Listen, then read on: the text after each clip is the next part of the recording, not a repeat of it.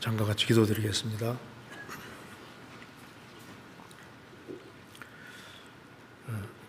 은혜와 사랑이 충만하신 하나님 아버지,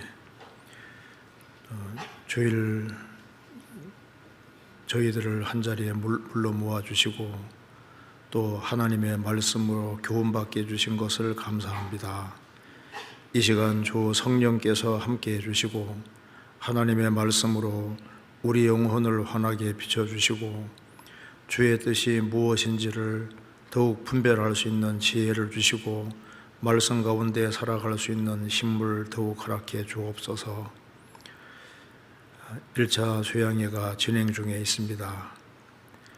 이번에 새로 말씀을 듣는 모든 사람들 한 사람도 잃어지지 아니하고 다 영혼이 구원함이 이룰 수 있도록 역사해 주시고 특별히 말씀을 증거하시는 분들에게 함께해 주셔서 주님의 능력으로 힘있게 복음을 증거할 수 있도록 역사해 주옵소서. 또 주 안에서 우리 모두를 귀하게 사용해 주옵소서. 오늘 모든 시종 주 성령께서 함께해 주시고 도와주옵소서. 우리 구주 예수 그리스도 이름으로 기도하옵나이다. 아멘. 창세기 41장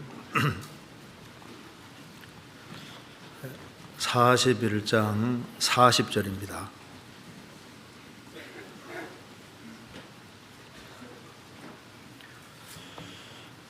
제가 읽겠습니다. 41장 40절.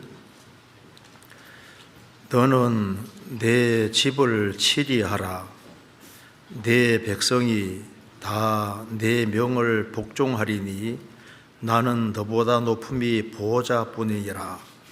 바로가 또 요셉에게 이르되 내가 너로 애굽 온 땅을 총리하게 하노라 하고 자기의 인장 반지를 빼어 요셉의 손에 끼우고 그에게 세마포를 입히고 금사슬을 목에 걸고 자기에게 있는 복음 수레에 그를 태우매 무리가 그 앞에서 소리 지르기를 엎드리라 하더라. 바로가 그로 애굽 전국을 총리하게 하였더라. 거기까지입니다. 지금 하기 수양회 1차 수양회가 진행 중에 있는데 조금 궁금할 것 같아서 여기 둘째 날 현황을 좀 말씀드리겠습니다. 사전 접수가 11,246명, 현장 접수가 445명, 타차수 참석이 519명에서 12,213명이 지금 여기 등록하고 같이 말씀을 듣고 있습니다. 지금 1차부터 지금 많이 참석을 하고 있는데요. 이제 지금 한참 이제 복음을 말씀하고 있는 중이기 때문에 마음속으로라도 한 번씩 기도하면서 말씀을 드렸으면 좋겠습니다. 제가 오늘은 여기에 창세기 이제 41장에 요셉에 대한 말씀이 여기 나와 있는데 제목을 요셉의 파라오와 모세의 파라오 이 제목으로 좀 말씀을 드려보겠습니다. 요셉이 예수님의 그림자가 될 수 있습니다. 그렇기 때문에 요셉이 예수님의 그림자고 그렇기 때문에 요셉 당시의 파라오 왕은 일부 하나님 아버지의 그림자가 될 수 있는 겁니다.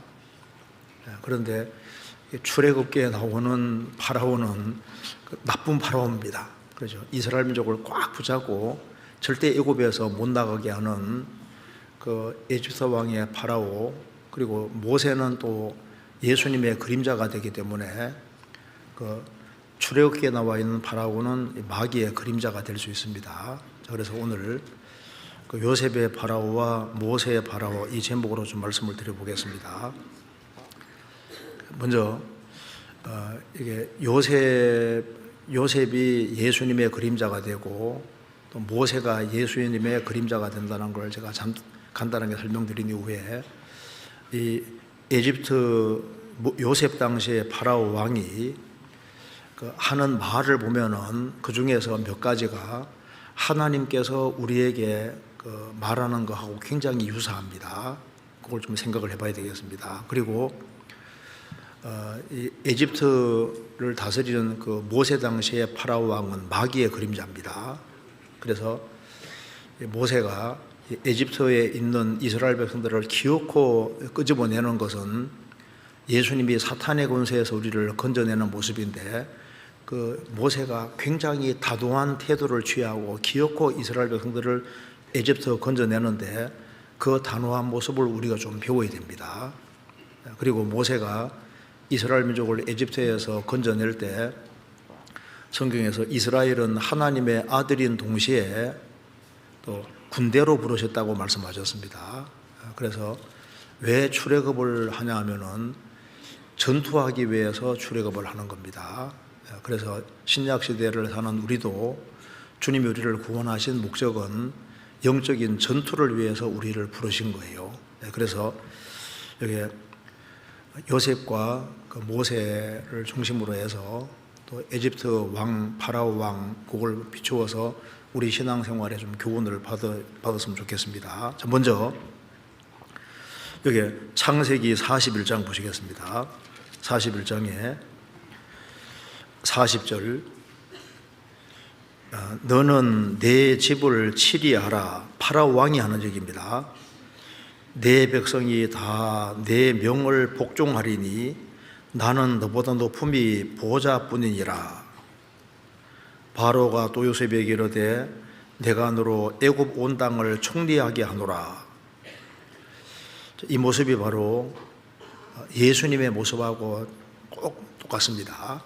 그래서 요셉은 그 아버지의 사랑받는 아들이었는데 예수님도 하나님 아버지의 사랑받는 아들이잖아요.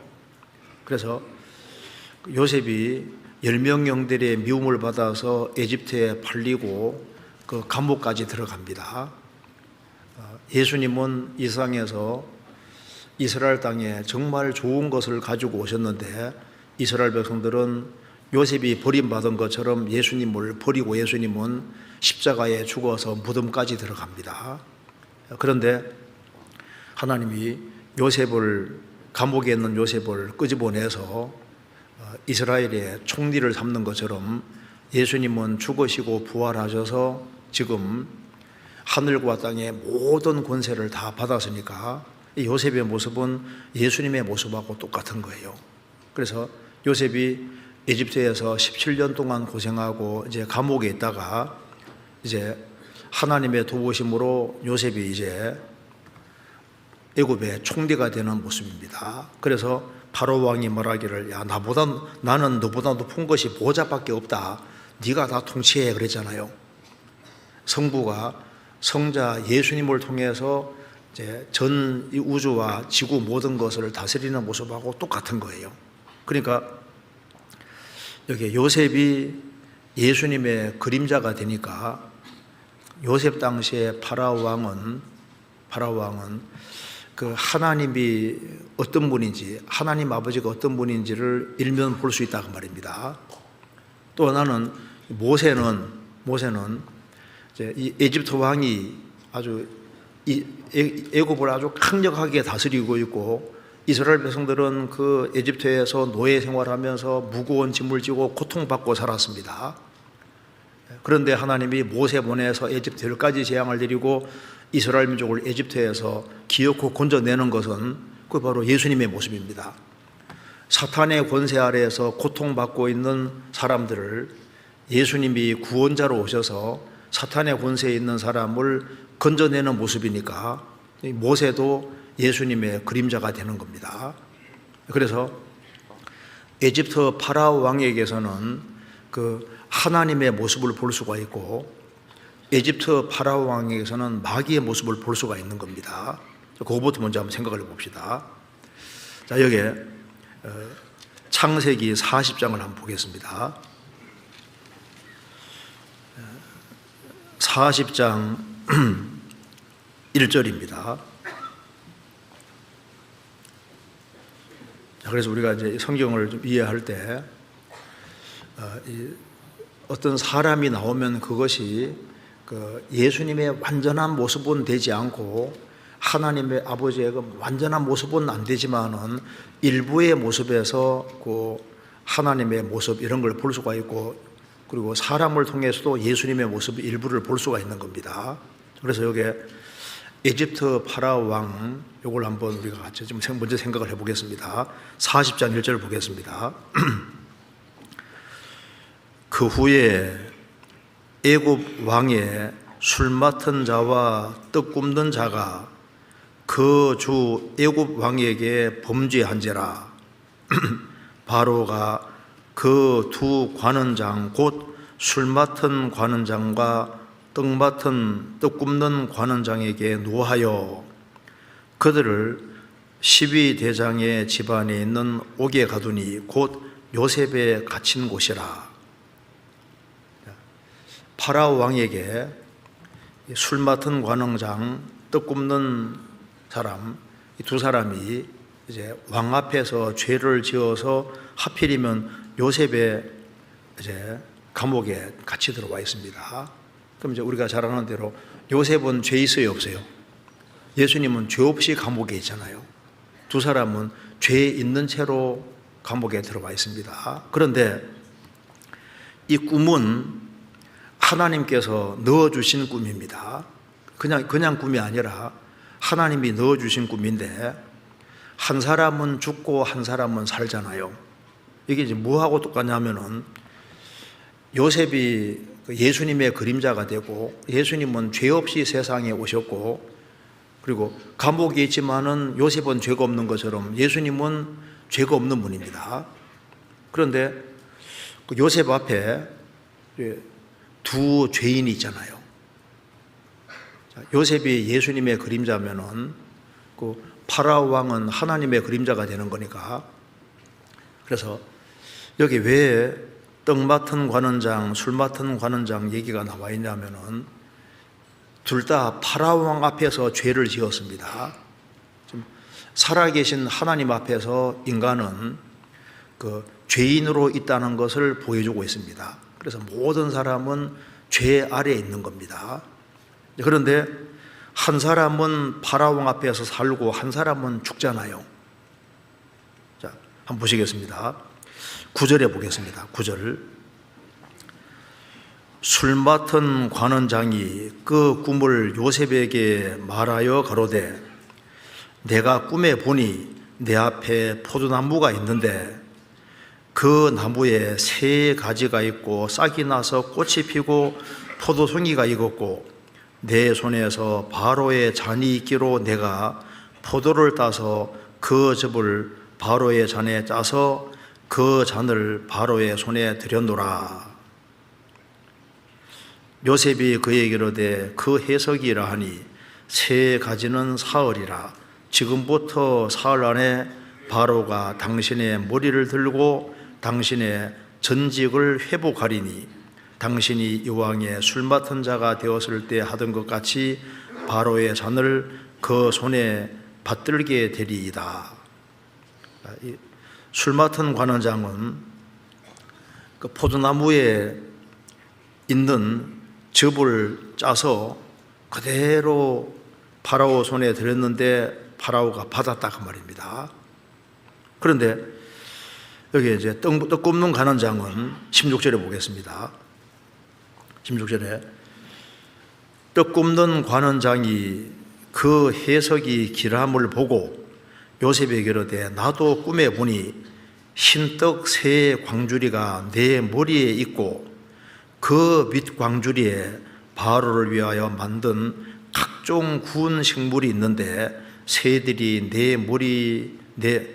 내 머리에 광주리에서 그것을 먹더이다. 요셉이 대답하여 가로되 그 해석은 이러하니 새 광주리는 사흘이라. 지금부터 사흘 안에 바로가 당신의 머리를 끊고 당신을 나무에 달리니 새들이 당신의 고기를 뜯어 먹으리라 하더니.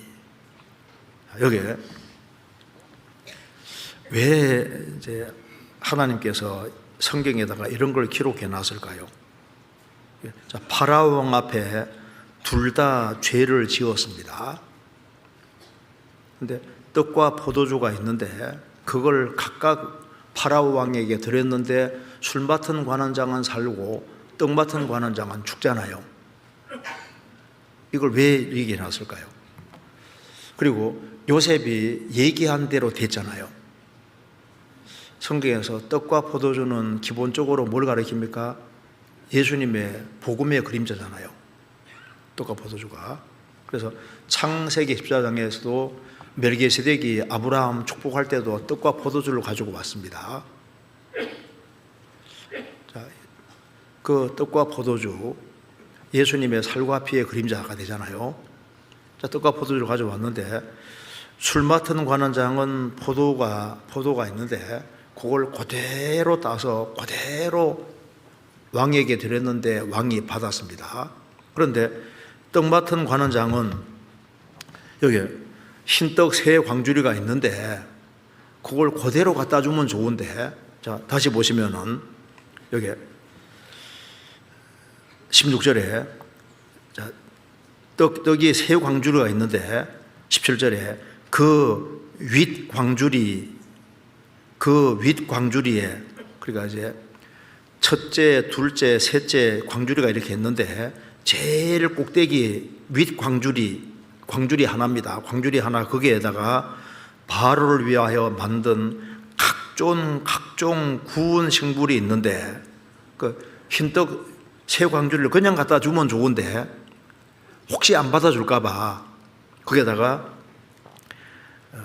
바로를 위하여 만든 각종 구운 식물이라고 되어 있잖아요. 그래 거기에다가 엄청 요리를 하고 잘 보이려고 뭘 가미를 많이 한 거예요. 그런데 그걸 왕이 받는 것이 아니라 어떻게 했습니까? 새들이 내 머리에 광주리에서 그것을 먹더이다.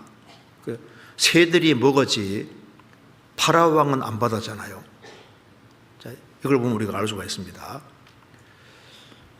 여기 술 맡은 관원장은 그대로 즙을 짜서 그대로 갖다 드렸는데 떡 맡은 관원장은 떡 세 광주리가 있는데 그대로 갖다 주면 좋은데 제일 위에는 광주리 세 개 중에 제일 위에는 혹시 안 받아줄까 봐 막 구워서 그렇게 요리를 그럴싸하게 해가지고 거기에다가 딴 것을 가미했잖아요. 그러니까 그게 이제 결국은 죽게 됩니다. 여기서 우리가 중요한 교훈을 받을 수 있는데 왕은 그걸 안 받았잖아요. 복음이라는 것은 주님이 전부 다 하신 거예요. 주님이 하신 것을 그대로 갖고 들어가야만 그걸 받으시는 겁니다. 그러니까 우리는 천국 갈 때 예수님의 완전한 공로만 의지해 가는데 예수님 공로로는 부족할 것 같아. 여기 만든 각종 구운 식물이란 말대로 하나님께 잘 보이기 위해서 뭔가를 이렇게 덧붙이려고 하는 그게 다른 복음이에요. 다른 복음. 그래서 세계적인 복음 전도자 스폴전 목사는 이런 얘기를 했습니다. 예수님의 공로에다가 아톰 원자만큼이라도 덧붙이면은 그건 다른 복음이다. 원자가 얼마나 작아요.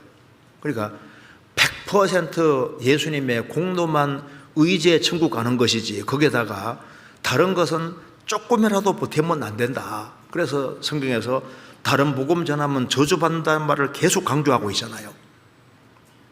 그래서 여기 파라오 왕 앞에 이 두 사람은 죄인의 모습이니까 하나님 앞에 모든 죄인의 모습인데 하나님께 나아가는 길은 딱 하나밖에 없는 겁니다. 주님의 완전한 공로에 의지해 가야 됩니다. 그래서 가인의 길에는 화가 있다고 했잖아요. 아벨은 양의 젖새끼와 그 기름으로 드렸는데 가인은 농산물을 해서 자기가 열심히 힘쓰고 애쓰고 노력해서 하나님 앞에 나가려고 하잖아요. 그래서 인간의 공로에 의지하고 그리고 예수님 공도에다가 뭔가를 덧붙이면 그건 다른 복음이고 다른 복음 전하면 저주받는다고 성경에 말한 대로입니다. 성경 갈라디아 1장을 한번 보겠습니다. 갈라디아서 1장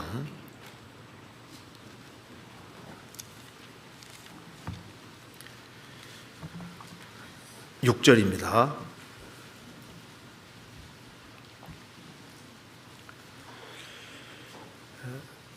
그리스도의 은혜로 너희를 부르신 이를 이같이 속히 떠나 다른 복음 좇는 것을 내가 이상히 여기노라. 다른 복음은 없나니 다만 어떤 사람들이 너희를 요란케 하여 그리스도의 복음을 변하려 함이라. 그러나 우리나 혹 하늘로부터 온 천사라도 우리가 너희에게 전한 복음 외에 다른 복음을 전하면 저주를 받을지어다. 자, 그리스도의 은혜로 너희를 부르신 이를 이같이 떠나 다른 복음 좇는 것을 내가 이상히 여긴다. 다른 복음은 없다. 다른 복음 전하면 저주받는다고 했습니다. 그래서 신명기 22장 11절에 뭐라고 했습니까? 양털과 배실로 섞어 짠 것을 입지 말지니라. 양털은 어린 양 대신 예수님 공도 가리키는 것이고 배실은 인간 공도 가리키는 겁니다. 그래서 예수님의 공도만 의지하고 옷을 입고 가야 되는데 예수님 공도에다가 딴 것을 더하면은 그러면 이제 인간 공도를 덧붙이면 이게 다른 복음이 되는 거예요. 그래서 그 모습을 우리가 여기서 볼 수가 있습니다. 그리고 여기 창세기에 보면은 요셉도 이제 야곱 요셉의 10명의 형들이 왔을 때 가나안 땅을 왔다 갔다 할 때 길 양식을 줬다는 말이 2번이나 기록이 되어 있습니다. 한번 찾아보시겠습니다. 창세기 42장 보겠습니다. 창세기 42장 25절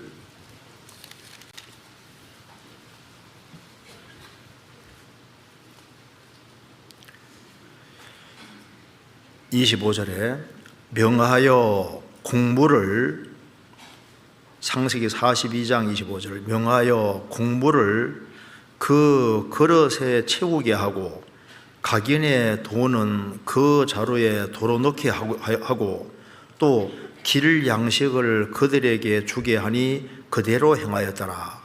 여기 길 양식이란 말이 한번 나와 있죠. 그리고 창세기 45장도 찾겠습니다.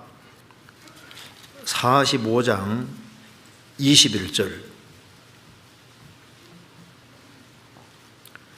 45장 21절 이스라엘의 아들들이 그대로 할세 요셉이 바로의 명대로 그들에게 수레를 주고 길 양식을 주며 여기도 이제 파라오 왕도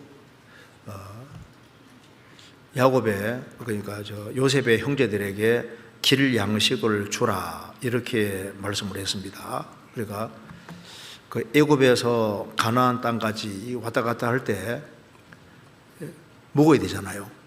그래서 길을 걸어갈 때 길을 갈 때 음식이 있어야지 힘있게 걸어갈 수 있잖아요. 그러니까 길 양식을 주었다 이렇게 얘기를 했습니다. 이게 이제 우리에게 좋은 교훈이 될 수 있습니다. 그래서 요셉도 길 양식을 주라고 하고 파라오 왕도 길 양식을 주라고 하잖아요. 그것처럼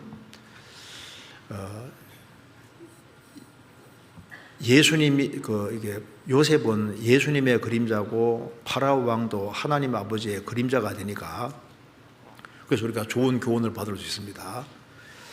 우리가 이제 주님 앞에 가는 데까지 인생길을 걸어가는데 주님께서는 우리에게 훨씬 더 좋은 길 양식을 주십니다.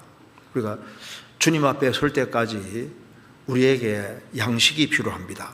그래서 이 파라오 왕과 요셉이 형제들에게 길 양식을 주는 것처럼 주님께서도 성도들에게 천국에 올 때까지 그 인생길을 걸어가는 과정에서 인생길의 양식을 주님께서 분명히 주십니다.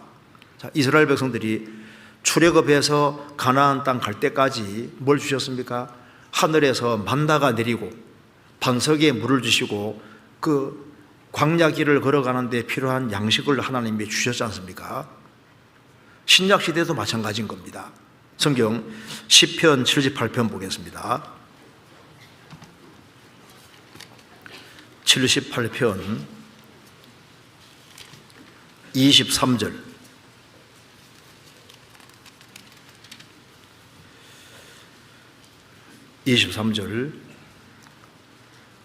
그러나 저가 오히려 위에 궁창을 명하시며 하늘 문을 여시고 저희에게 만나를 비같이 내려 먹이시며 하늘 양식을 주셨나니 사람이 권세 있는 자의 떡을 먹으며 하나님이 식물을 충족히 주셨도다. 이스라엘이 출애굽을 해서 가나안 땅 들어갈 때까지 하나님께서 그 궁창을 명하여 하늘 문을 여시고 만나를 매일매일 비같이 내려서 먹이시고 출애굽한 이스라엘 백성들은 하늘 양식을 먹었습니다. 요셉의 형제들은 파라오 왕이 주는 길 양식, 요셉이 주는 길 양식을 먹은 것처럼 출애굽한 이스라엘 백성들은 하늘 문을 하나님 여시고 거기에서 만나를 내려주셨는데 그 하늘 양식을 먹었는데 얼만큼 충족히 주셨도다. 아주 충분히 내려와서 그걸 먹고 힘있게 광야를 통과할 수 있었습니다. 하늘에서 만나가 매일매일 내렸는데 출애굽기 16장에 보면은 만나는 작고 둥글다고 했습니다. 모양이 진주와 같은 것이라고 했는데요, 진주는 고난 속에서 생기는 거예요. 예수님이 그 십자가에 죽으시고 부활하셔서 우리에게 생명의 떡이 되셨고, 그래서 이 모든 축복이 내려오는 근거가 예수님의 공로의 근거에 내려오는 겁니다. 그리고 이 작고 둥글기 때문에 이제 누구든지 다 먹을 수 있는 거예요. 그리고 이제 매일매일 내렸는데 그 맛이 얼마나 좋았냐면 꿀 섞은 그 과자 맛이라고, 아주 너무너무 달고 맛있습니다. 근데 만나만 계속 먹으니까 이스라엘 백성들이 싫어했죠. 이 만나가 이 맛이 없다고, 맛이 있는데 맛이 없다고, 만나만 계속 먹으니까 질렸던 것 같아요. 그것도 40년 동안 먹었으니까. 그래서 출애굽기 16장 보면은 하늘에서 만나를 내려주시고 만나를 먹고 난 다음에 어떻게 했습니까? 암말렉 군대와 싸우게 했잖아요. 하나님께서는 먹이시고 싸우게 했습니다. 그래서 일용할 양식으로 하나님께서 매일매일 만나를 내려주셨습니다. 그래서 길 양식이 있는 것처럼 출애굽한 이스라엘 백성들이 가나안 땅까지 가는 길에 하나님이 양식을 주신 것처럼 우리 구원받은 사람도 주님 앞에 갈 때까지 우리 신앙생활에 필요한 그 영혼의 양식을 주님께서 계속 주시는 거예요. 길 양식을 우리에게도 주시는 겁니다. 근데 그게 매일매일 내려주신 것처럼 매일매일 주시는 거예요. 시편 23편입니다.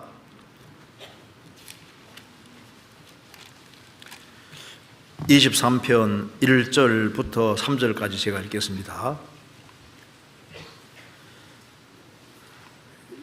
여호와는 나의 목자시니 내가 부족함이 없으리로다. 그가 나를 푸른 초장에 누이시며 쉴 만한 물가로 인도하시는도다. 내 영혼을 소생시키시고 자기 이름을 위하여 의의 길로 인도하시는도다.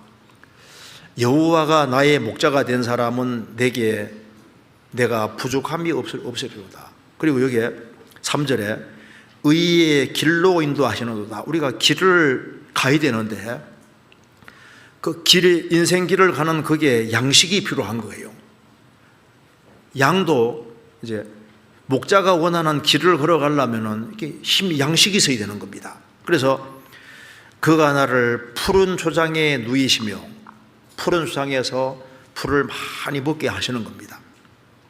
그리고 잔잔한 쉴만한 물가로 인도하시는도다. 그래서 초장에서 풀을 뜯어먹고 그 다음에 물을 마시고, 그래서 이것이 바로 양에게는 길 양식인 겁니다. 그래서 영혼을 소생시키시고 영혼에게 힘을 주시고, 그리고 자기 이름을 위하여 의의 길로 인도하시는도다. 생명을 얻은 사람은 주님 앞에 갈 때까지 우리에게도 똑같이 길 양식이 있는 겁니다. 성경 요한복음 10장입니다. 요한복음 10장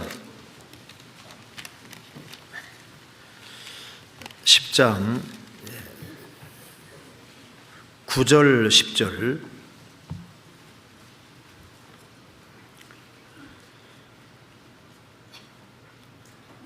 내가 문이니 누구든지 나로 말미암아 들어가면 구원을 얻고 또는 들어가며 나오며 꼴을 얻으리라. 도적이 오는 것은 도역질하고 죽이고 멸망시키려는 것뿐이요 내가 온 것은 양으로 생명을 얻게 하고 더 풍성히 얻게 하려는 것이라. 예수님은 참된 목자입니다. 예수님은 생명을 얻게 하고 더 풍성한 생명을 얻게 한다고 하셨습니다. 어떻게 더 풍성한 생명을 얻느냐? 9절에 내가 문이니 누구든지 나로 말미암아 들어가면 구원을 얻고, 우리가 예수님이라는 그 문을 통과할 때 영혼이 구원함을 얻었습니다. 그럼 어떻게 하면 더 풍성한 꼴을 얻느냐? 여기 들어가며 나오며 꼴을 얻으리라. 제가 처음에 성경 읽을 때 들어가며 나오며 꼴을 얻으리라, 이게 도대체 무슨 말일까? 나중에 보니까 이게 들어가며 나오며란 말이 한마디로 말해서 들락날락이요, 계속적으로 한 번 들어가고 나오는 게 아니라, 이제 예수님이 양의 문이니까 항상 예수님 주변에 있는 겁니다. 그러니까 한 번 들어갔다 나온다는 말이 아니라 들락날락 계속 하는 거예요. 그래서 누가 그 영혼의 양식을 잘 얻는지 보세요. 주님 안에 들락날락 하는 사람이 양식을 많이 얻잖아요. 그러니까 예수님과 항상 접촉을 자주 하는 사람, 그리고 성경 속에 자주 들락날락 하는 사람은 꼴을 얻고, 주님은 머리고 교회는 몸이니까 그 구원받은 무리 가운데 자주 들락날락 하는 사람은 어떻게 됩니까? 그 사람은 꼴이 많고 많이 먹어요. 그 힘이 있잖아요. 그러니까 봐요, 이게 주님을 가까이 하지 않고 가끔씩 주님을 접촉하는 사람, 그 다음에 성경도 일주일에 한 번 들어갔다가 잠깐 들어갔다가 나오고, 일주일이라는 시간 속에서 그냥 주일날 얼굴 조금 빼끔 내밀고 돌아가고, 이런 사람은 꼴을 많이 못 얻잖아요. 그럼 영혼에 힘이 없어요. 그래서 누가 힘이 있냐면 여기에 들어가며 나오며 들락날락을 자주 하면요, 술집에 들락날락 자주 하는 사람 어떻게 됩니까? 그 사람 술 충만하게 되는 거예요. 뭐 충만하게 되려면 들락날락을 많이 해야 된다고, 그죠? 그래서 시간 날 때마다 성경 속에 들락날락 하고, 이제 그리스도인들이 모이는 무리를 열심히 찾아다니고, 이제 그래서 들락날락을 자주 하는 사람일수록 충만해지는 것이 맞는 거라고요. 그래서 우리가 주님 앞에 갈 때까지 인생 신앙의 길을 걸어가려면 일단 힘이 있어야 된다고요. 우리가 양식이 있어야 되는데, 이 하인들에게 일을 잘 시키려면 일단 잘 먹어야지 일을 잘하는 거예요. 우리가 신앙의 길을 걸어가는 건 안 쉽습니다. 그러니까 잘 먹어야지 신앙의 길을 잘 걸어갈 수 있는 거예요. 그리고 하나님께서는 우리 영혼에 필요한 것만 주시는 것이 아니라 우리 육신에 필요한 것도 주십니다. 돈을 사랑치 말고 있는 바를 족한 줄 알라. 그가 친히 말씀하시기를 내가 과연 너희를 떠나지 아니하며 과연 너희를 버리지 아니하리라 하셨느니라. 구원받은 사람을 주님이 버리지 않습니다. 영혼에 필요한 것도 다 주시는데 육신에 필요한 거 안 주시겠습니까? 먼저 그 나라와 그 일을 구하는 사람에게는 모든 것을 더하신다고 말씀하신 대로입니다. 그래서 요셉의 형제들이 그 가나안 땅 먼 데까지 왔다 갔다 하는데 그냥 굶겨 보내는 것이 아니라 길 양식을 주는 것처럼 하나님은 선하신 분이기 때문에 우리 인생길에 필요한, 우리 영혼을 구원하신 주님께서 인생길을 걸어가는 데 필요한 말씀도 주시고 육신에 필요한 것도 다 주시는 분인 거예요. 그리고 또 한 가지 봅시다. 여기 창세기 45장 보겠습니다. 그 다음에 파라오 왕이 이렇게 말합니다. 창세기 45장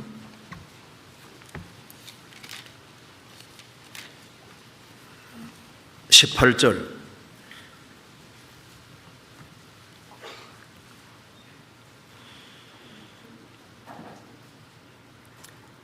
너희 아비와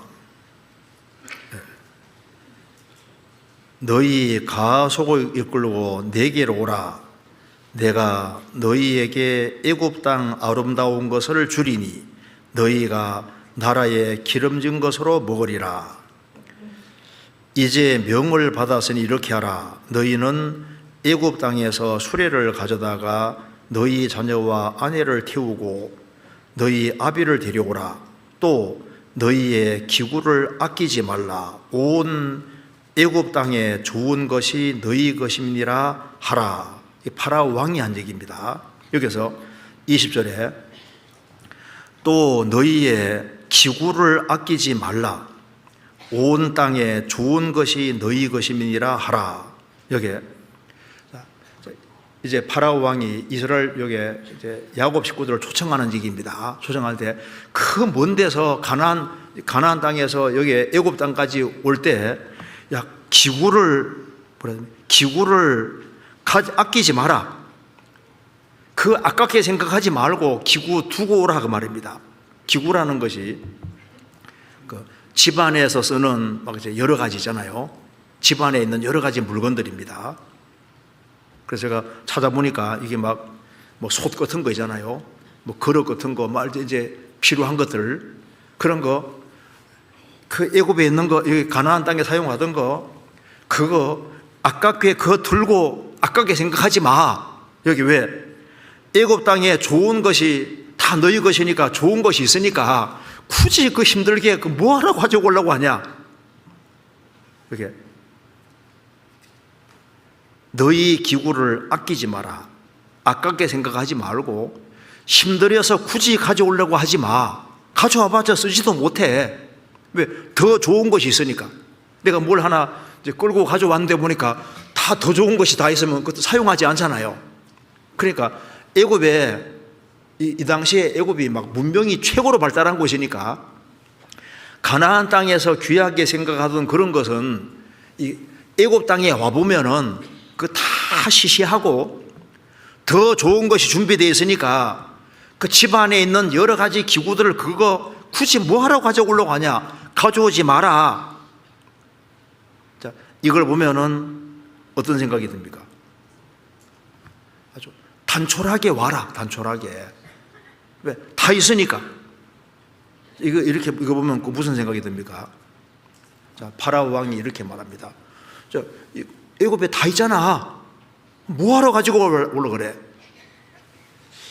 꼭 우리에게 이렇게 말하는 것 같습니다. 하나님께서 야, 천국은 다 있어.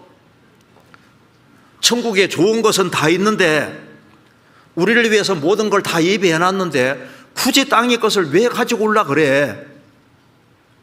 그렇게 말하는 거하고 똑같은 거예요. 성경 고린도전서 2장 보겠습니다.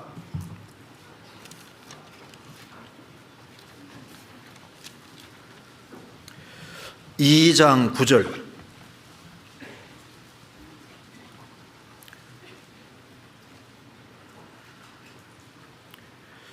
기록된 바 하나님이 자기를 사랑하는 자들을 위하여 예비하신 모든 것은 눈으로 보지 못하고 귀로도 듣지 못하고 사람의 마음으로도 생각지 못하였다는 것 같으니라.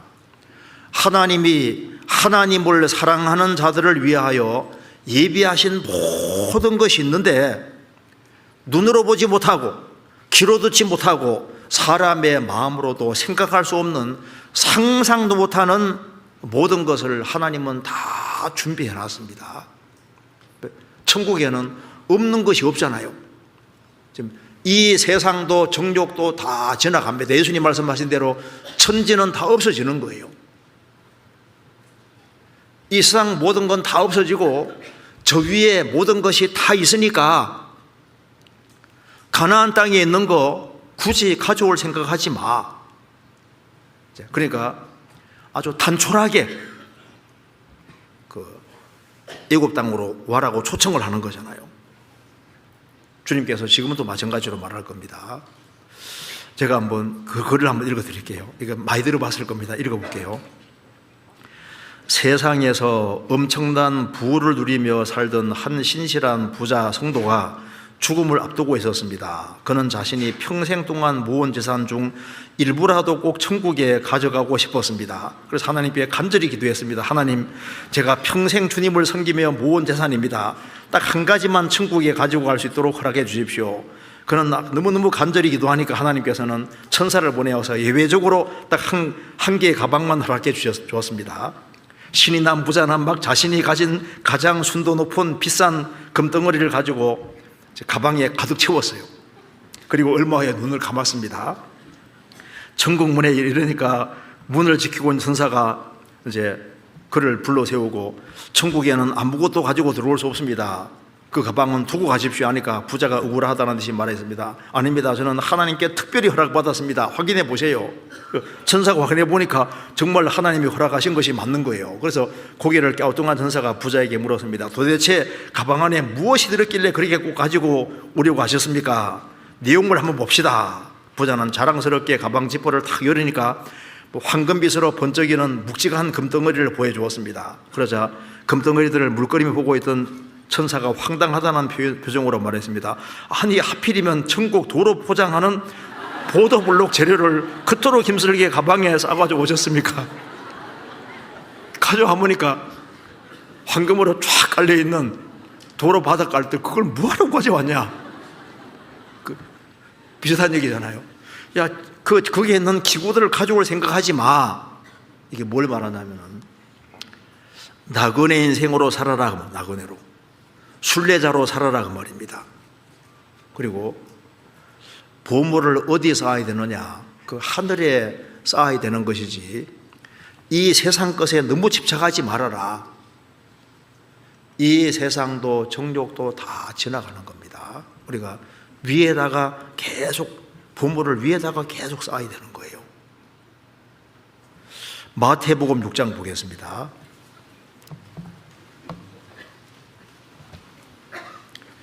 마태복음 6장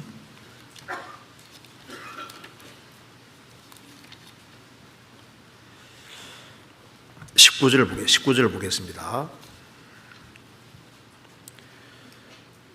너희를 위하여 보물을 땅에 쌓아두지 말라. 거기는 좀과 동독이 해하며 도적이 구멍을 뚫고 도둑질하느니라. 오직 너희를 위하여 보물을 하늘에 쌓아두라. 거기는 좀이나 동독이 해하지 못하며 도적이 구멍을 뚫지도 못하고 도열도 못하느니라. 자, 너희를 위해서 보물을 하늘에 쌓아두라. 보물을 우리가 이 세상 것은 우리가 잠깐 사용하고 가는 거예요. 왕이 말합니다. 너희들은 그 가구들을 굳이 갖고 애굽에 가져올 생각하지 말아라. 그 힘들게 왜 가져오냐? 그렇게 말했잖아요. 또 다시 봅시다. 창세기 45장 다시 한번 봐봐요. 그 다음에 창세기 45장 보면은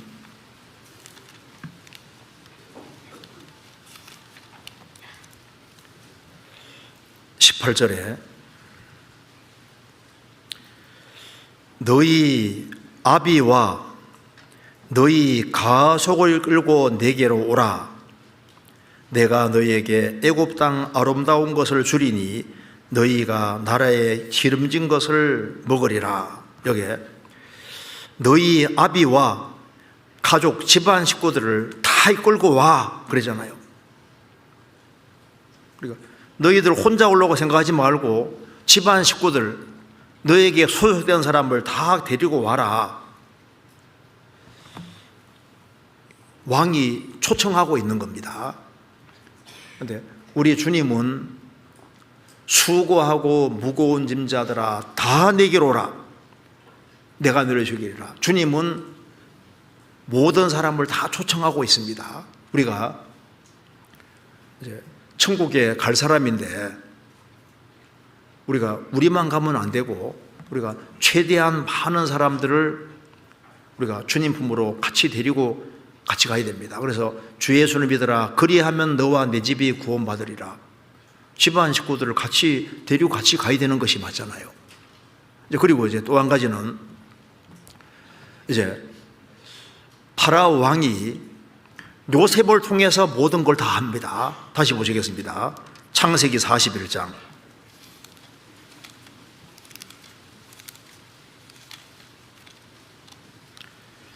40절입니다.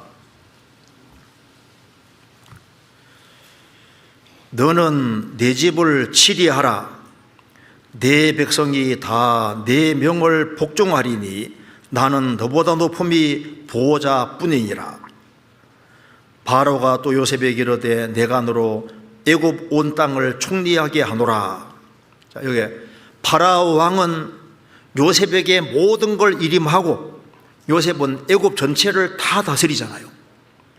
자, 그래서 애굽이라는 세상에서 요셉이 총리인 것처럼 예수님은 죽으시고 부활하셔서 하늘과 땅의 모든 권세를 다 받으신 분입니다.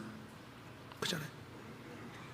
그래서 지금 요셉이 에집트를 전체를 통치하는 것처럼 지금 예수님이 죽으시고 부활하셔서 하늘과 땅의 모든 권세를 다 예수님이 가지고 있고, 그래서 모든 생사권을 요셉이 가지고 있는 거예요. 그래서 요셉이 창고에 키를 딱 가지고 있어서 요셉이 창고문 열면 사람이 사는 거고 창고문 닫으면 다 죽는 거예요. 생사권을 요셉이 가지고 있는 겁니다. 창세기 41장 56절입니다.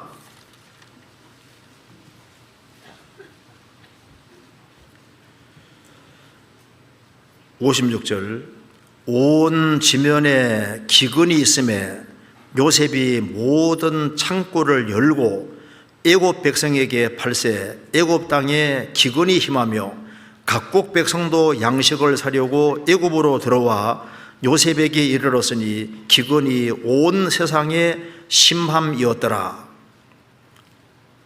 7년 흉년을 대비해서 요셉이 창고를 많이 만들었습니다. 그래서 이제 7년 흉년이 왔을 때 요셉이 창고문을 딱 열고 왔는데 식량이 없으니까 요셉에게 와야만 다 살 수 있는 거예요. 그래서 요셉이 애굽 전체를 통치하고 생사권을 가지고 있는 것처럼 지금 이 우주와 지구 모든 것에 대한 권세를 예수님이 가지고 계시고 사람의 생사권을 예수님이 가지고 있는 거예요. 예수님이 키를 가지고 있습니다. 요한계시록 1장 보겠습니다. 요한계시록 1장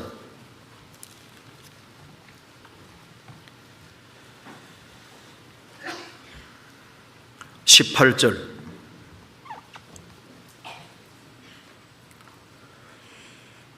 곧 산자라 내가 전에 죽었었노라 볼지어다 이제 세세토록 살아있어 사망과 음부의 열쇠를 가졌노니.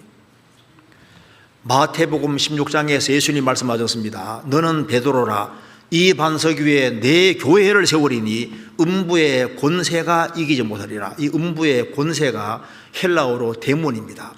음부의 데몬이 교회를 삼키지 못할 것이다. 데몬이 있으면 키가 있잖아요. 그러면 음부 죽음 딱 건너가면 음부에 뚝 떨어지는데, 지옥 떨어지는데 그 음부의 데몬의 키를 예수님이 가지고 계시는 겁니다.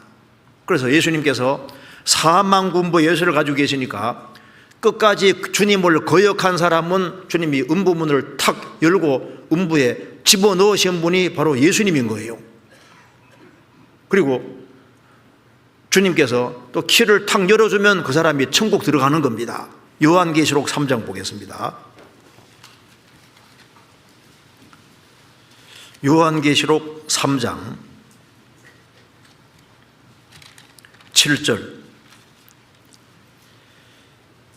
빌라델비아 교회의 사자에게 편지하기를 거룩하고 진실하사 다윗의 열쇠를 가지신 이 곧 열면 닫을 사람이 없고 닫으면 열 사람이 없는 그이가 가라사대. 이게 다윗의 열쇠를 가지고 있다는 것은 다윗에게 한 확실한 은혜, 구원을 말합니다. 은혜를 말합니다. 그래서 그 두아디라 그 자주장사가 루디아가 하나님 말씀을 딱 들었는데 주께서 루디아의 마음을 열어 깨닫게 해줬죠. 루디아 마음을 탁 열어주니까 복음을 깨우치잖아요.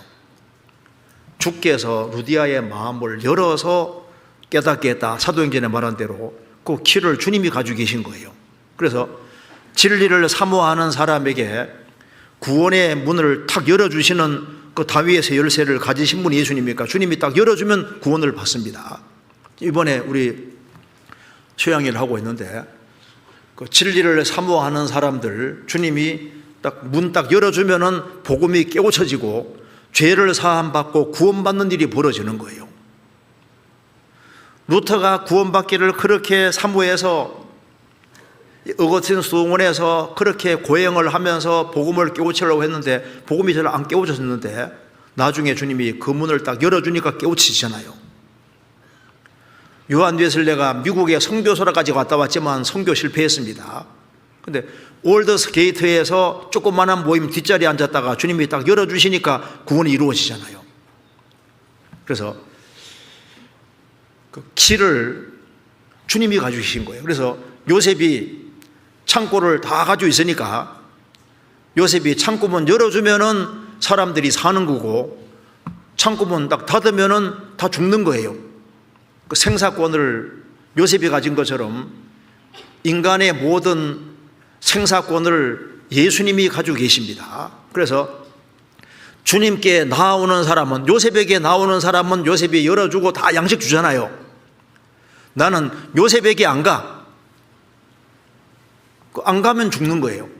나는 그리스도를 끝까지 거역하고 그리스도 반대편에 서는 사람은 결국은 하나님이 사망군부 열쇠를 열고 그걸로 집어넣어 버리는 겁니다.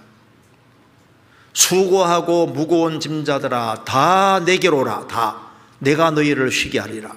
요셉이 그 키를 가지고 있는 거예요.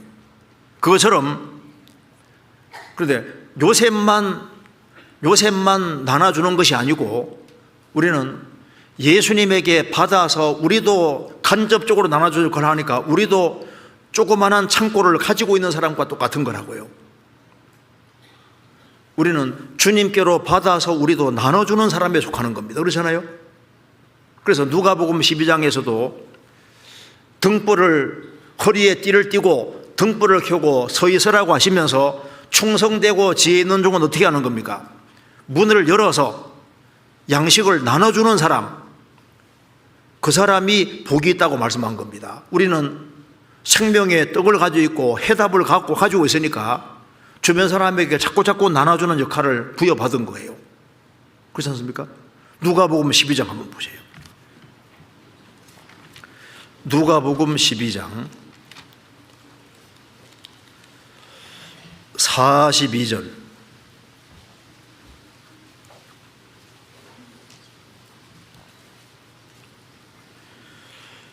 주께서 가라사대 지혜 있고 진실한 청지기가 되어 주인에게 그 집 종들을 맡아 때를 따라 양식을 나눠줄 자가 누구냐? 주인이 이를 때 그 종에 이렇게 하는 것을 보면 그 종이 복이 있으리로다.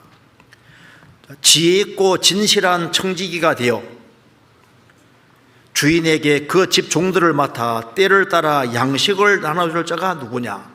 요셉이 창고 열고 양식을 나눠주는 것처럼 우리는 주님께로부터 양식을 받아서 그걸 나눠줘서 그걸 받아 먹으면 그 사람도 구원받게 되는 거잖아요. 자, 그리고 넘어가서 모세 시대 이 파라오는 마귀의 그림자가 됩니다. 그래서 이 에집트 파라오 왕이 에집트를 아주 강력히 통치한 것처럼 이 세상에서 마귀가 아주 강력하게 통치하고 있습니다. 그래서 이스라엘 민족이 출애굽을 하지 못하도록 아주 무거운 짐을 지워서 이스라엘 백성들을 아주 고통하게 받게 한 것처럼 지금 구원받지 아니한 사람은 사탄의 권세 아래에서 죄짐을 지고 지금 고생하는 거예요. 모세가 하나님 능력으로 에집트에 10가지 재앙을 내리니까 그 강팍한 파라오 왕이 할 수 없이 이스라엘 백성들을 이제 놓아줘야 되는데 끝까지 안 놓아주려고 타협을 하는 것 봐요. 그래서 그 끈질기게 이스라엘 백성들을 안 놔주려고 노력하는 고개 소리가 마귀 모습을 정확히 볼 수가 있는 겁니다. 그래서 마귀는 딜하는 데 천재입니다. 그래서 이게 타협을 계속 시도하잖아요. 성경 한번 쳐다보시겠습니다. 출애굽기 8장 25절 8장 25절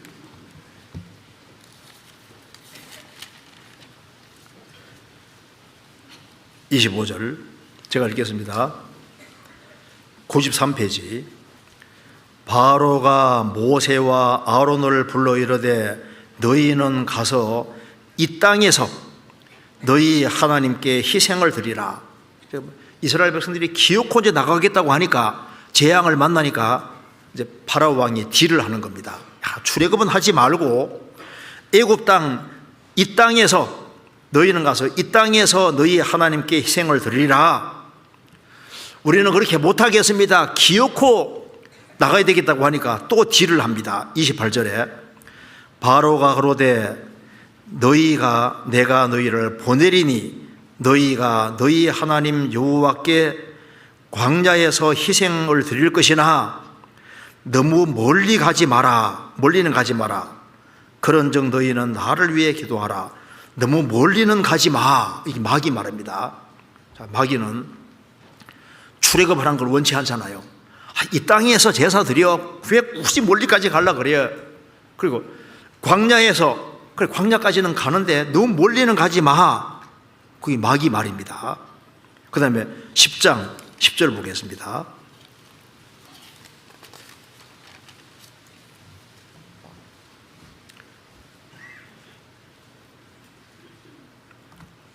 (10장 10절) 제가 읽겠습니다.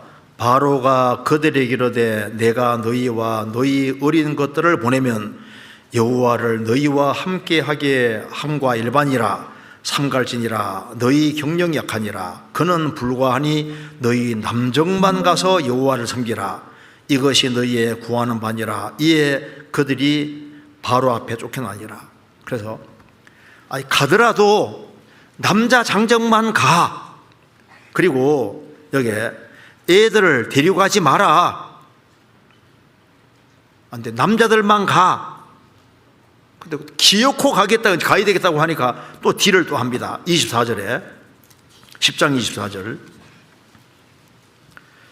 바로가 모세를 불러 이르되 너희는 가서 여호와를 섬기되 너희 양과 소는 머물러 두고 너희 어린 것은 너희와 함께 갈지어다. 이제 다 나가되 양과 소는 안 돼. 두고 가. 또 딜을 하잖아요. 요게 지금도 마귀는 타협안을 계속 제시합니다. 여기에서 그러니까 이 파라오 왕은 이 마귀의 그림자고 지금도 마찬가지인 거예요. 근데 모세는 어떻게 했습니까? 모세는 기어코 다 끄집어냅니다. 24절 10장 24절 바로가 모세를 불러 이르되 너희는 가서 여호와를 섬기되 너희 양과 소는 머물러 두고 너희 어린 것은 너희와 함께 갈지어다. 모세가 그러되 왕이라도 우리 하나님 여호와께 드릴 희생과 번제물을 우리에게 주어야겠고 우리의 생축도 우리와 함께 가고 한 마리도 남길 수 없으니 이는 우리가 그 중에 취하여 우리 하나님 여호와를 섬길 것임이며 또 우리가 거기에 이르기까지 어떤 것으로 여호와를 섬길는지 알지 못함이니이다 하나. 이게 모세는 뭐라 했습니까? 한 마리라도 남길 수 없습니다. 이 한 마리가 한번 찾아보시면 이게 발굽 하나입니다. 발굽. 우리는 여기 발굽 하나도 한 마리 정도가 아니라 우리는 발굽 하나도 두고 갈 수 없습니다. 그래서 모세는 하나님께 속한 것을 기어코 다 끄집어냅니다. 출애굽을 완전히 시키는 거예요. 모세는 하나님 편에 섰고 절대 타협을 하지 않고 이스라엘 백성과 소유물을 몽땅 끌고 나왔잖아요. 그것처럼 예수님은 사탄의 권세 아래 있는 우리를 완전히 해방시킨 것에 대한 그림자가 되는 겁니다. 여기서 우리가 배워야 될 것이 있습니다. 이 모세의 태도에서 배워야 되는데, 자, 모세는 파라오 왕과 타협을 하지 않았잖아요. 파라오 왕 말합니다. 야, 이 땅에서 섬겨. 이 땅에서 광야에 섬기되 너무 멀리는 가지 마. 남정들만 가. 이제 자녀들은 다 데리고 가. 그런데 짐승들은 안 돼. 소와 양은 안 돼. 근데 모세는 몽땅 끌고 나옵니다. 이제 우리가 사탄에게 굉장히 속기 쉬워요. 왜? 사탄은 자꾸 이 딜을 하는데, 타협하는데 명수거든요. 그래서 구원 안 받은 사람에게 마귀가 이렇게 말합니다. 야, 세례 받으면 됐지. 너 세례 받고 교회당 다니고 있잖아. 11조도 열심히 하잖아. 그러면 됐지. 꼭 거듭까지 날라고 하냐? 꼭 거듭 날라 그래? 그거 신경 쓰지 마. 거듭난 사람에게 뭐라 그럽니까? 거듭났으면 됐지. 그 교회 그냥 있어. 꼭 교회를 옮기려고 하냐? 너 구원받았으면은 뭐 구원이 취소되는 것도 아닌데, 어느 교회에 있든 간에 아무 교회가 섬기면 되는 것이지 꼭 거듭난 사람들이 모이는 무리 가운데 연결돼야 되냐? 마귀가 이렇게 속인다니까요. 그리고 거듭난 사람에게 또 마귀가 말합니다. 야, 너 구원 받았잖아. 그러면 단독으로 신앙생활 하면 돼. 꼭 구원받은 무리 가운데 연결돼서 자꾸 부딪히잖아. 그 구원받은 무리 가운데 있으면 너 시간도 들여야 되고 막 여러 복잡한 문제가 생기니까 골치 아프게 그렇게 하지 말고 네 혼자만 고고하게 혼자 그냥 단정하게 혼자 쫙 신앙생활 하면 되지 꼭 무리 가운데 연결되려고 하냐? 이렇게 마귀 속인다니까요. 그리고 이제 구원받은 사람이 말합니다. 야, 너 혼자 구원받으면 됐지 꼭 집안 식구들까지 믿게 할 필요가 있냐? 그 집안 식구들까지 왜 끌어들여? 집안 식구들을 구원받으면 됐지 왜 자꾸 이웃 사람까지 끄집어들이냐? 국내에 전도하면 됐지 꼭 해외까지 전도하려고 하냐? 그럴 필요가 뭐가 있냐? 셋집에서 빌려가지고 그냥 교회당 전도하면 되지 꼭 교회당까지 지으려고 하냐? 그래서 꼭 더 많이 구원받아야 되겠냐? 그게 마귀 속이거든요. 은혜로 구원받으면 됐지 꼭 고난까지 받고 헌신까지 해야 되냐? 이렇게 마귀가 딜을 한다니까요. 구원받으면 됐지 상급까지 꼭 받아야 되냐? 마귀가 속이잖아요. 구원받았으면 됐지 탄생하면 됐지 꼭 그렇게 신앙이 성장하고 그리고 꼭 신앙이 성장하고 성숙하는 데가 나아갈 필요가 있냐? 그리고 성령 받았잖아. 성령 받았으면 됐지 성령 충만까지 왜 받으려고 하냐? 그리고 봐, 너 우리 지역교회에서도 집회 같은 거 하고 구역 집회, 교고 집회 다 있잖아. 그까지 가면 되지 꼭 공주까지 가서 그렇게 또 기어코 또 많이 데려가서 전도하려고 하냐? 굳이 그럴 필요 없어. 좀 제발 좀 적당히 해라. 마귀 이렇게 속인다니까요. 그렇지 않아요. 마귀가 가까이 있다니까요. 자, 모세가 뭐라 했습니까? 한 마리라도 남길 수 없습니다. 한 마리라도 발굽 하나도 남길 수가 없습니다. 아주 단호한 태도를 취하고 있습니다. 우리 신앙생활도 마찬가지인 거예요. 우리가 이제 성경에 아주 명확히 되어 있는 것에서는 절대 타협하면 안 됩니다. 좁은 문 통과했으면은 반드시 좁은 길을 걸어가라고 주님 명령하신 거예요. 그리고 속죄는 반드시 영원한 속죄입니다. 반드시 거듭나야 천국 가는 거예요. 거듭난 사람은 구원받은 무리 가운데 거해야 되고 서로 사랑하라는 명령을 받았고 그리고 복음 전하라는 명령을 우리가 주님께로부터 받은 겁니다. 성령 받은 사람은 성령 인도를 받아야 된다고 말씀하신 거잖아요. 자, 모세는 아주 단호한 태도를 취하고 있습니다. 한 마리도 안 남길 수 없다. 자, 엘리야는 뭐라 그랬습니까? 이 바알 선지자 아세라 선지자하고 싸웠잖아요. 바알 선지자 450명하고 싸워서 하늘에서 불을 일었습니다. 그리고 뭐라 했는지 아시죠? 바알 선지자 하나도 도망하지 못하게 해라. 하나도. 그 바알 선지자 다 죽이잖아요. 제가 그래 보니까 이런 게 나오더라고요. 한 젊은 크리스찬이 어떤 그 단체, 어떤 기관에 이제 취직해서 일을 하고 있는데 이제 사표 쓰고 탁 나온 거예요. 왜 사표 썼냐 하니까 이렇게 말합니다. 뭐 다른 이유는 없고 내가 염려돼서 나왔습니다.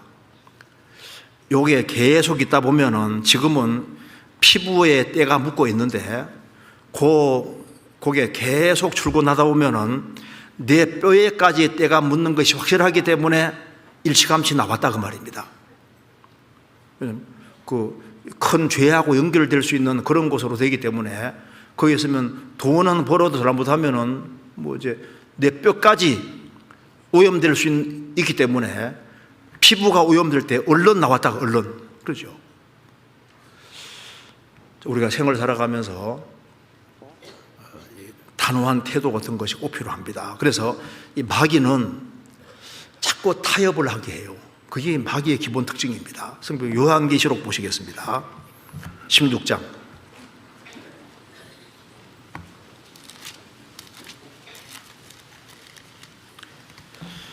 요한계시록 16장 13절입니다.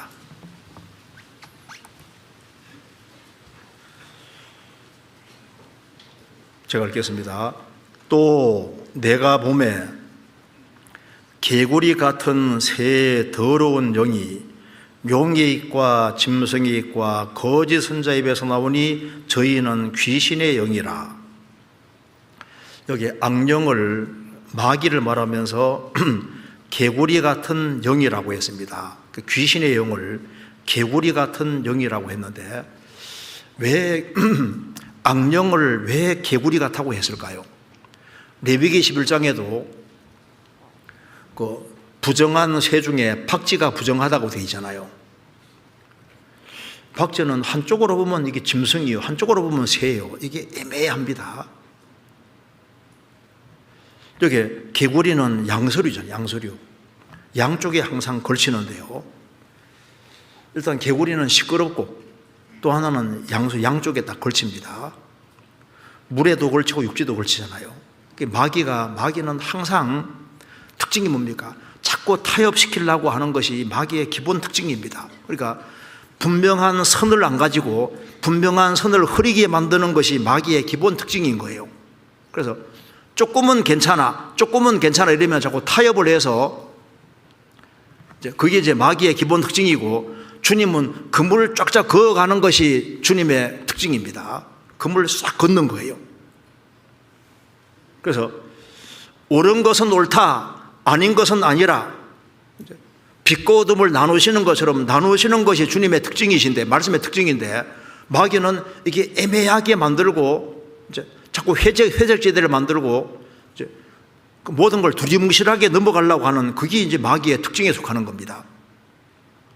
그래서 마귀는 뭐라 그럽니까? 야, 하나는 괜찮아. 하나 용납하면 그 다음에 2개 용납하고 그러면 시간 지나가면 격기로 싹 가는 거예요. 제가 글을 하나 읽어드리겠습니다. 이게 아우구스티누스 간증인데요. 이제 갑이 말합니다. 야, 마귀가 파리를 만들었을 거다. 똥파리 있잖아요. 이 파리 하나님 만든 게 아니라 이게 마귀가 만들었다. 그러니까 이제 을이 말합니다. 그래요? 만일 마귀가 파리를 만들었다면 더 쉽게 말해서 마귀가 벌레를 만들었다는 것이 되겠네요. 저는 그렇다고 믿습니다. 그러면 그걸 막 잡아먹는 작은 새들도 마귀가 만든 거로 보입니다. 아, 그래요? 그렇다면은 마귀가 사람을 못 만들 이유도 없겠네요. 그러니까 결론은 뭡니까? 결론은 마귀가 사람을 만들었다, 이런 식으로 뭐 하나 잘못된 걸 받아들이면요, 이거 가지고 점점 희한한 것을 만들어낼 수 있습니다. 조그만 거 하나. 그래서요, 제가 한번 글을 하나 읽어드릴게요. 제가 테네시와 버지니아 사이의 경계선에 집 한 채가 있었는데 주의 경계선은 그 주인이 잠자는 침실을 중간으로 딱 그어졌습니다. 그렇게 딱 경계에 그 집이 있는 거예요. 그래서 테네시 세무원이 그 집에 오면 그 주인은 그의 침대를 버지니아 주 쪽으로 딱 밀어놓고 자기는 버지니아 주민이니까 테네시 주에서 세금이 면제된다고 주장하고, 또 버지니아 주 세무원이 나오면은 집에 침대를 다시 테네 쪽으로 옮겨놓고, 그래서 양쪽으로 옮겨가면서 세금 안 냈다고 양쪽에 버티는 거잖아요. 이게 보세요. 이 성경 전체에서 보면은 항상 사사시대 때도 주님이 진별하라 그랬는데 그 진별 안 하는 것이 화근이 되잖아요. 솔로몬도 이제 1000명 여자를 건드렸습니다. 그래서 이방 여인들을 많이 이제 들어오게 하고, 나중에 이방 여인들이 우상 섬기는 제단 만드는 걸 허락했습니다. 그래서 우상 숭배를 처음 가져 들어온 사람이 허락한 것이 솔로몬이에요, 솔로몬. 그래서 그것이 화근이 돼서 이스라엘 민족의 우상 숭배가 쫙 퍼지게 되잖아요. 그러니까 뭘 잘못된 걸 하나 용납하면은 쫙 퍼지게 되는 겁니다. 자, 이 모세는 단호한 태도를 취했는데 우리가 신앙생활 하면서 성경에 명확한 것에 대해서는 그 물 잘 걷는 것이 필요한 거예요. 그리고 또 한 가지, 출애굽기 12장 보시겠습니다. 출애굽기 12장. 자, 이스라엘이 출애굽을 할 때 군대로 부르심 받았습니다. 12장 41절.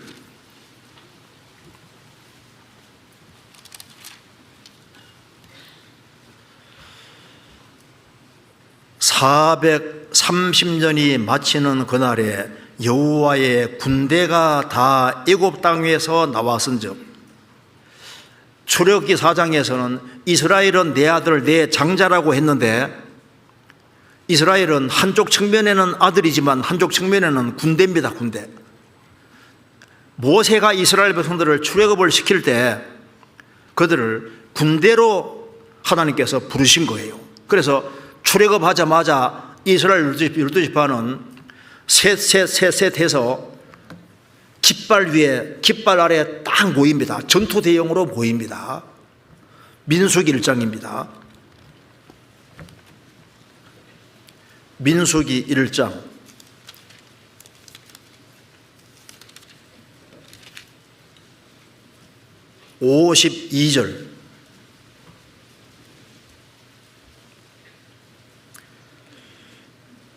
52절. 이스라엘 자손은 막을 치되 그 군대 대로 각각 그 진과 깃발 곁에 칠 것이나. 그래서 이스라엘 백성들이 이제 12지파가 3지파씩 나누어서 진을 치고 깃발을 달았는데, 이스라엘 전성에 의하면은 동방의 유다지파 중심으로 해서 사자 깃발을 달았습니다. 그리고 남쪽으로 르우벤 지파 중심으로 해서 사람 깃발을 달고, 그 다음에 서편에는 에브라임 지파 중심으로 해서 소의 깃발을 달고, 그 다음에 북쪽으로는 단 지파 중심으로 해서 독수리 깃발을 달았습니다. 이게 사복음서하고 똑같이 연결되잖아요. 그러니까 깃발을 달았을 때 예수님을 위해서 싸우는 그 깃발입니다. 우리가 아는 대로 사복음서의 특징하고 똑같잖아요. 마태복음은 사자복음이잖아요. 마가복음은 소의 복음, 누가복음은 인자 사람 복음, 요한복음은 독수리 복음이잖아요. 그러니까 전투 대용으로 딱 모였습니다. 이스라엘 백성들은 출애굽을 했을 때 전투 대용으로 모여서 전투를 하는데, 이제 이스라엘 백성들은 광야 40년 생활 속에서는 아말렉 군대와 싸우고, 요단강 건너가서는 가나안 7족과 적수와 싸우는 전쟁을 위해서 부르신 것처럼 신약 시대도 마찬가지인데, 모세는 예수님의 그림자니까 우리를 구원하셨을 때 우리를 전투하도록 하기 위해서 부르신 거예요. 이사야 11장입니다. 이사야 11장. 우리도 주님의 깃발 아래에 모였습니다. 이사야 11장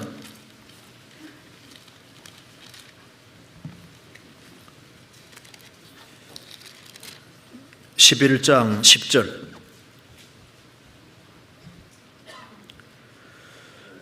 그날에 이새의 뿌리에서 한 싹이 나서 만민의 기호로 설 것이요 열방이 그에게로 돌아오리니 그 거한 곳이 영화로우리라.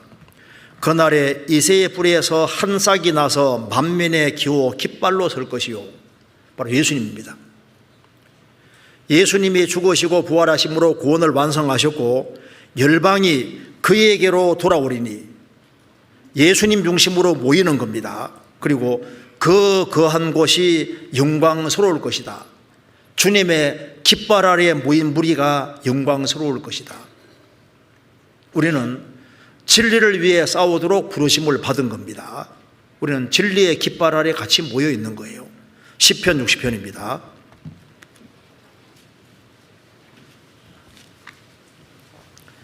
60편 4절.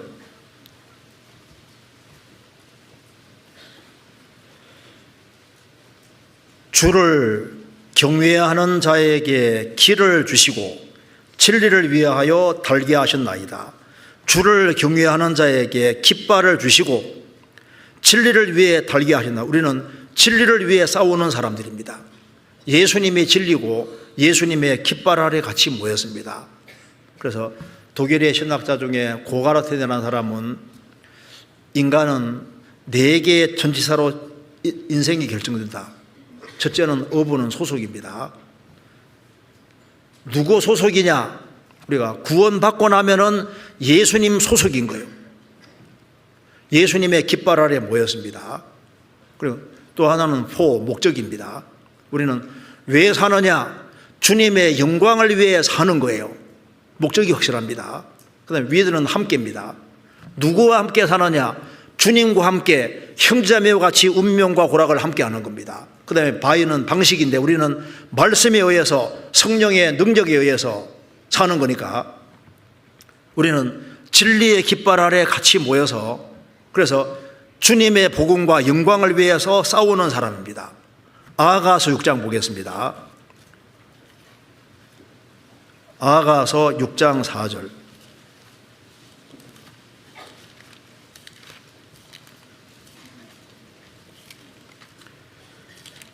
(6장 4절) 이건 소리내서 같이 한번 읽겠습니다. 내 사랑아, 너의 어여쁨이 티르사 같고 너의 구음이 예루살렘 같고 어미함이 기치를 버린 군대 같구나. 주님은 구원받은 사람을 사랑하십니다. 내 사랑아, 너의 어여쁨이 티르사 같고, 이스라엘에서 제일 아름다운 도시가 티르사입니다. 두 번째가 예루살렘입니다. 너의 어여쁨이 티르사 같고 너의 고음이 예루살렘 같고 어미함이 기치를 버린 군대 같구나.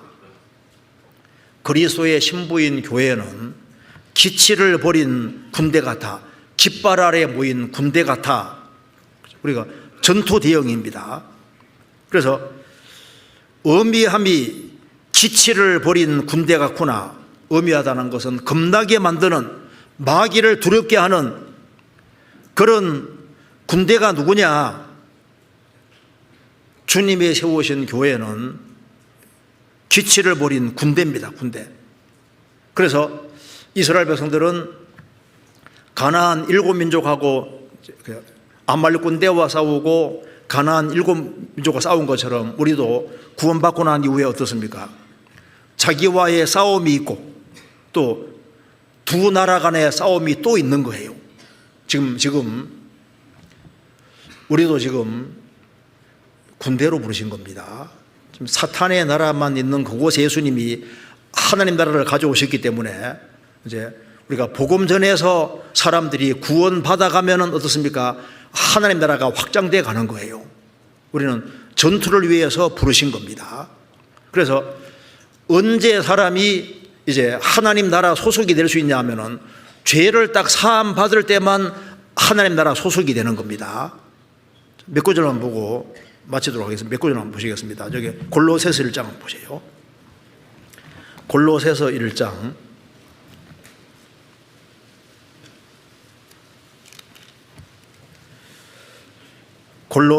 1장 13절.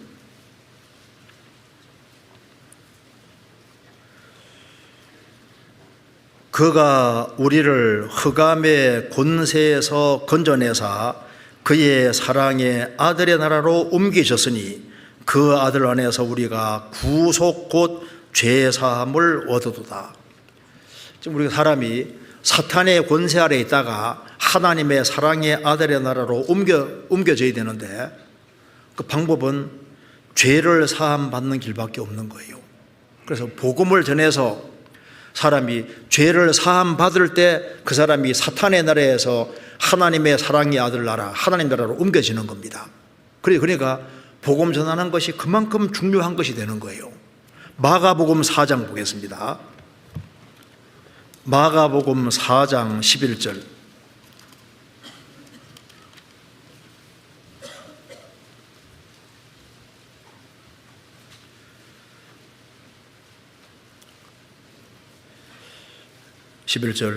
이르시되 하나님 나라의 비밀을 너희에게는 주었으나 외인에게는 모든 것을 비유라 하나니 이는 저희로 보기는 보아도 알지 못하며 듣기는 들어도 깨닫지 못하게 하여 돌이켜 죄 사함을 얻지 못하게 하려면 하시고, 사람이 죄를 사함 받지 아니하면은 지금 하나님 나라와 사탄의 나라 두 나라가 있는지도 모른다니까요. 죄를 딱 사함 받을 때 내가 하나님 나라에 들어와 있구나 그걸 알 수 있고, 영적인 전투를 하고 있는 것도 알 수가 있는 거예요. 우리가 중요하게 생각하는 것들, 그런 것들이 우리가 지금 딱 죽음 건너가서 5분만 지나도 생각이 완전히 달라질 겁니다. 이 상태에서 죽음 딱 건너가 주님 앞에 딱 서게 되면은 내가 평상시에 중요하게 생각하던 것이 하나도 중요한 것이 아니었다는 걸 알게 될 겁니다. 누구와 식사 약속한 것도 있고 여러 가지 약속한 것도 있는데 주님 앞에 서는 순간 정말 중요한 것은 복음 전도를 위해서 기도한 시간들, 성경 열심히 배우고 전도하고 복음을 위해서 운명고고락을 함께하는 그런 것이 제일 중요했다는 걸 알게 되고, 이럴 줄 알았으면 얼마나 좀 더 사람을 구원의 길로 인도하는 이것이 가장 중요한 것이었는데 그거 알게 될 거 아니에요. 우리가 뭐가 중요한지를 우리가 알아야 됩니다. 자, 그래서 제가 오늘 말씀드린 내용을 한번 간단하게 다 정리해 보면은, 이 애굽의 파라오 왕은 애굽의 파라오 왕은 일면 하나님의 그림자가 될 수 있습니다. 그래서 파라오 왕 앞에 죄인 두 사람은 세상 모든 사람의 그림을 보여주는 것이고, 죄인인 사람의 모습 보여주고, 누가 왕이 누구를 받아줬습니까? 그러니까 떡과 포도주 있는 그대로 가져간 사람만 받아줬잖아요. 그러니까 우리가 예수님이 완성하신 구원의 복음만 받아들이고 그대로 가야지 받아들여지지, 예수님 공로가 부족한 것 같으니까 딴 걸 덧붙인다든가 이렇게 하면은 죽음 건너가면 이게 전부 다 다른 복음이기 때문에 망할 수밖에 없다는 겁니다. 그리고 또 한 가지는 주님 피로 구원을 받은 사람은 파라오 왕과 요셉이 길 양식을 준 것처럼 우리 인생 길에 주님이 영혼에 필요한 양식을 충분히 다 주셔요. 그래서 그걸 잘 공급받아서 이제 인생 길을 걸어가야 됩니다. 그리고 왕이 말하기를 가나안 땅에 있는 거 기구들을 굳이 가져올 생각하지 마. 너무 연연해하지 마. 여기에 다 있어. 우리가 눈을 들어보면 천국에 다 있습니다. 다 있으니까 우리가 나그네 인생을 살고 세상 것에 세상 열심히 살아야 되지만은 너무 연연해하지 말고 살아야 될 것을 알 수 있고, 요셉이라는 사람이 통해서 애굽을 통치하는 것처럼 하나님께서는 예수님 통해서 모든 것을 다 통치하고 있습니다. 예수님이 생사권을 가지고 있는 분은 예수님이라는 걸 우리가 확실하게 알아야 되고, 그리고 우리는 예수님과 연결되어서 같이 양식을 나눠주는 사람이 되는 겁니다. 그리고 모세가 이제 하나님 편에 서서 이 에집트 파라오 왕에 있는 모든 것들을 다 끄집어낸 것처럼요, 타협하지 않으니까 다 끄집어내잖아요. 우리도 주님 편에 서서 주님과 함께 사탄의 권세에 있는 사람을 기어코 우리가 건져내야 됩니다. 왜? 우리는 전투하기 위해 부르심 받은 거예요. 우리는 지금 군인으로 부르심을 받았다는 생각을 해야 됩니다. 그래서 우리가 이번 수양회 때 7차에 걸쳐서 영적인 전투를 치르기 때문에 왕이 말했잖아요. 집안 식구들을 다 데려와 했잖아요. 우리는 이 좋은 천국이기 때문에 그 천국에 최대한 많은 사람들을 데려가야 됩니다. 그리고 애굽 땅에 좋은 곳이 있는 것처럼 천국에 좋은 게 정말 다 있기 때문에 거기 우리가 최대한 많은 사람을 데려가야 되는데 방법은 복음 전하는 길밖에 없는 거예요. 같이 기도하시겠습니다. 자비로우신 우리 아버지 하나님, 저희들을 주의 보배로운 피로 구원해 주시고 소망 가운데 살게 해주시는 것을 감사합니다. 이번 7차에 걸친 수양회 가운데 주님께서 함께 해주시고 주의 역사와 능력을 나타내 주시고 저희들을 주 안에서 귀하게 사용해 주옵소서. 더 많은 사람들을 주님 품으로 인도할 수 있도록 역사해 주시고 도와주옵소서. 우리 구주 예수 그리스도 이름으로 기도하옵나이다. 아멘.